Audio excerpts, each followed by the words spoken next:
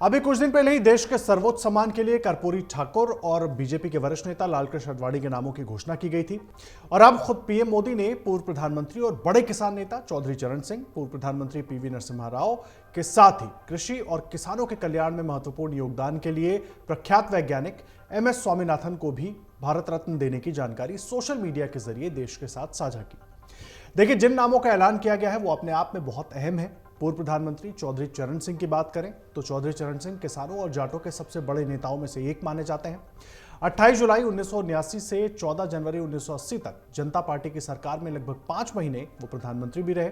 2 बार उत्तर प्रदेश के मुख्यमंत्री रहे। किसानों से उनका विशेष जुड़ाव था और यही वजह थी कि दिल्ली में उनके स्मारक का नाम किसान घाट रखा गया था। वहीं अगर पूर्व प्रधानमंत्री पीवी नरसिम्हा राव की बात करें तो उनका कार्यकाल प्रधानमंत्री के रूप में महत्वपूर्ण कदमों से भरा था, जिसने भारत को वैश्विक बाजारों के लिए खोला और इससे आर्थिक विकास के एक नए युग की शुरुआत हुई। प्रधानमंत्री नरेंद्र मोदी ने भी इस पर कहा कि भारत की विदेश नीति, भाषा और शिक्षा के क्षेत्र में उनका योगदान एक नेता के रूप में उनकी बहुमुखी विरासत को रेखांकित करता है।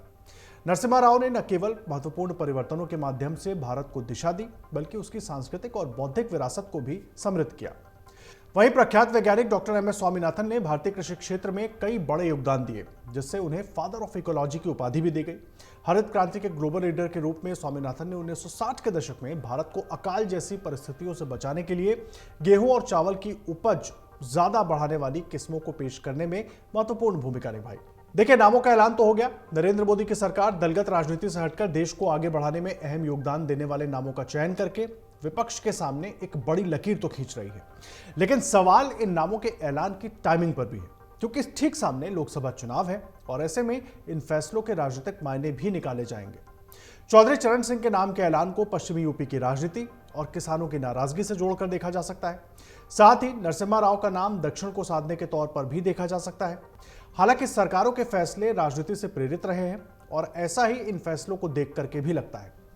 अब इनसे हित कितना सधेगा वो देखने वाली बात है। लेकिन पिछले कुछ दिनों से, खास करके अगर उत्तर प्रदेश की बात करें, जिस तरीके से अखिलेश का हाथ छोड़कर बीजेपी के साथ जाने की बात चल रही है जयंत चौधरी की, जो कि पूर्व प्रधानमंत्री चौधरी चरण सिंह जी के पोते भी हैं, तो अब आज जिस तरीके से उन्होंने प्रधानमंत्री नरेंद्र मोदी का धन्यवाद किया है, उसके बाद आगे की परिस्थितियां क्या बनती हैं। और क्योंकि सामने चुनाव है, हालांकि हर साल 3 नामों का ऐलान हो सकता है, 5 नाम इस बार ऐलान हुए हैं, जिनमें 2 नाम आप ऐसे देख सकते हैं कि उनको 2023 के हिसाब से उन नामों का ऐलान किया गया है। लेकिन अब बड़ा सवाल यह है कि इन चुनाव के पहले इन नामों के ऐलान के मायने क्या है। क्या उससे राजनीतिक हित साधने की कोशिश कर रही है? सरकारें राजनीतिक फैसले लेती रही हैं, राजनीति से जुड़े बड़े फैसले, दूरदर्शी फैसले लेती रही हैं। क्या ये भी वैसे ही फैसले हैं? इनके मायने भी समझेंगे, जानेंगे। लेकिन फिलहाल बड़ी बात यह है कि प्रधानमंत्री नरेंद्र मोदी और बीजेपी की उनकी सरकार ने दलगत राजनीति से उठकर सबको इन सर्वोच्च सम्मान की लिस्ट में उन तमाम नामों को शामिल करने की कोशिश की है, जिनसे वैचारिक मतभेद तो हो सकते हैं, लेकिन देश को आगे बढ़ाने में उनका योगदान बहुत अहम रहा है। अगर आप ये वीडियो YouTube पर देख रहे हैं तो हमारे चैनल को सब्सक्राइब करें और बेल आइकन को दबाना ना भूलें। अगर आप Facebook पर ये वीडियो देख रहे हैं तो हमारे पेज को लाइक करें।